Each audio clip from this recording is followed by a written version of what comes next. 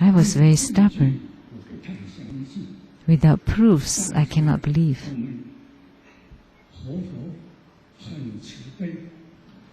But the living Buddha is very compassionate. And he used miracle to walk on the right path, to return to the right path.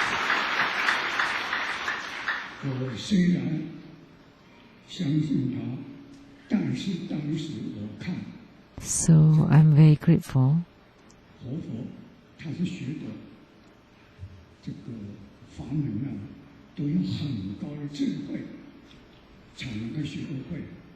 That his Buddha Dharma is very precious.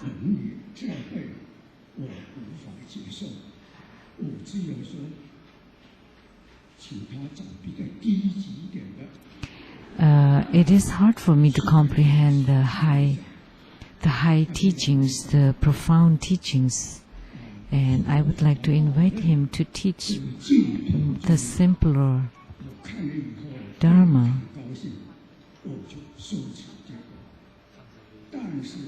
But I'm very pleased to see him. And I have recited the Amitabha and the Sutras for over 30, 40 years. And at the end, that I have recited the Sutras 5,000 times.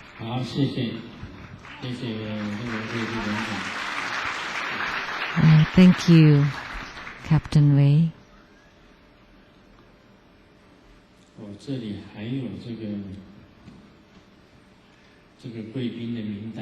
Oh, there's more guests of honors. Oh, there is a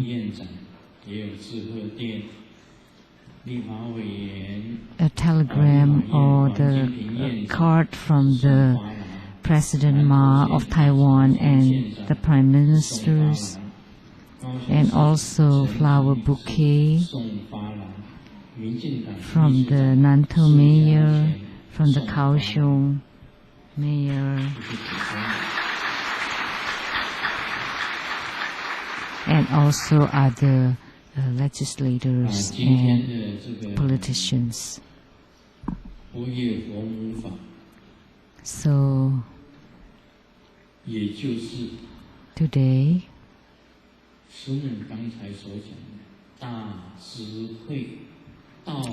the Prajna Buddha Mother's Dharma practice is the great wisdom that can bring us across the ocean.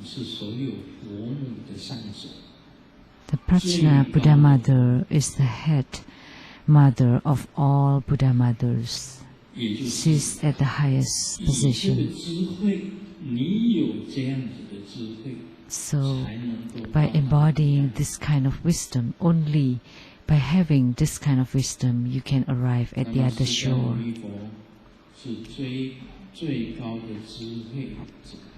And Sakyamuni Buddha has the highest wisdom. So all the Buddhas have the highest wisdom. They have arrived at the realms of the Buddhas. Only the great wisdom can bring us on the other shore. The perfectly enlightened and totally realized Buddhas. So today, by having the Prajna Buddha Mother Homa, we pray for the increase of wisdom, development of wisdom. So by praying to the Buddhas, we pray for the world peace, so that we have prosperities in our countries, to have peace, safety, that families live in harmony, that we can increase our marriage, our blessings, our wisdom, that we can eradicate our sicknesses and calamities, and that the Bardo spirits can be reborn in the Pure Lands. So that's the greatest meaning of today's Prajna Buddha Mother's fire offering ceremony. Talking about the great wisdom, that's not empty words. It's not nonsense. The wisdom of the Buddhas are limitless, not only the Tripitaka and the 12 divisions of the canons, but it's infinite. It's like what Professor Zhu said. It's timeless or beginningless, has no beginning and has no end. The Buddha often said that from the beginningless time, so that means it's very far away, it's limitless. It's only mentioned in the sutras, in the Buddhist sutras, has no beginning. And the entire universe is not temporal, it's not short time, but it's from the infinite time ago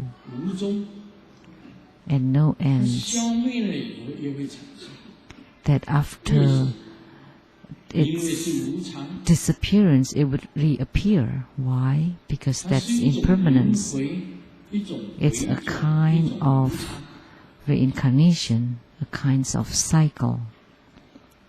It's impermanence.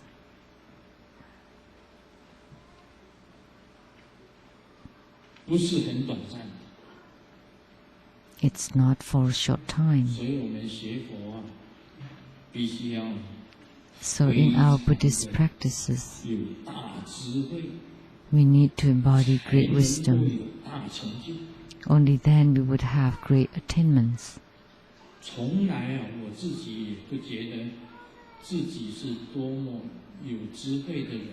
I never felt that I have great wisdom, but after I went deep into the Buddha Dharma,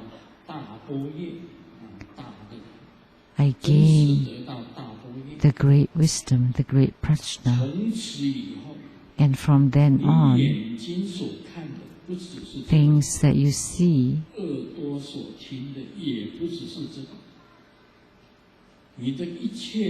and things that you hear, all your senses are limitless. Your feelings are limitless. So you can hear things that others can't. You can see things that others cannot. And your feelings and awakenings are not the same as others. So you entered into a deeper realm, into higher realms. That's incomparable to the wisdom, the common wisdom, the mundane wisdom of the world. I truly felt that the common wisdom of the world is truly incomparable to the great wisdom of the Buddha or the great prajna of the Prajna Buddha Mother. So the common wisdom of the world are at a certain stage that it would be impossible for it to enter into the higher or the deeper wisdom of the Buddhas. Here I can only say, if you go deep into the Buddha Dharma or the Buddha's teachings, then you can suddenly open that limitless wisdom. and your vision would be different from the mundane vision. Your wisdom would be the all-observing wisdom, and that's truly incredible. It's a kind of wisdom that's incredible. Of course, the world also has the mundane, the common wisdom. But after you comprehend the ultimate truth, the wisdom of the ultimate truth, the great prajna wisdom, then you can comprehend all kinds of wisdoms.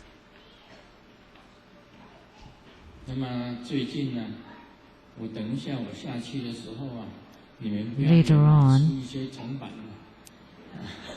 after the ceremony, please don't take a handful of coins and ask me to guess how many coins, how much money do I carry in my pocket today or in my purse. And if you guess right, then I would offer all of it to you. It's good enough for one or a few people to give me a test. If every one of you want to test me, then I would be toasted. If everyone is asking me such a question, like one time someone asked me, Grandmaster Lu, you're so incredible. Like that Captain Wei, but we did not know him. How can I believe it, who that is? Maybe you should just guess. I want to test you too. Maybe you can answer how much money I win at the Mahjong game yesterday. But when you play Mahjong, there must be the gambling god. So you are asking me to invoke the gambling god too.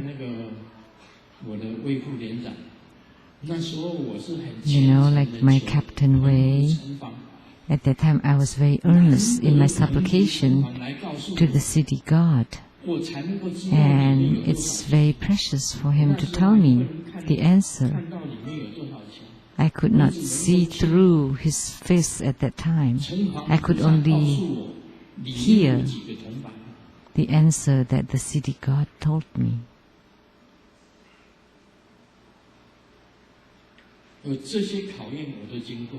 So I have passed this test.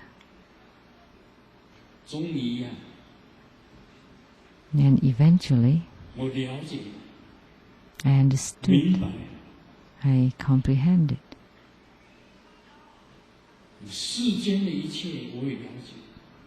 Everything in the world about human lives, the universe and beyond the universe.